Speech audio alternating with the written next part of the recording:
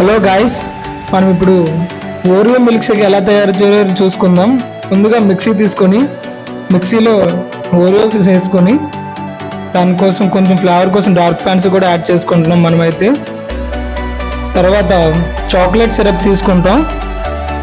Chocolate flavour కోసం chocolate syrup కూడా add చేసుకుంటున్నాం.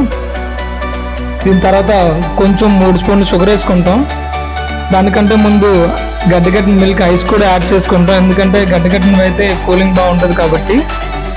ఓకే, అన్నీ యాడ్ చేసుకున్నాక పవర్ ఆన్ చేసి మిక్సీ ఆన్ చేస్తాం.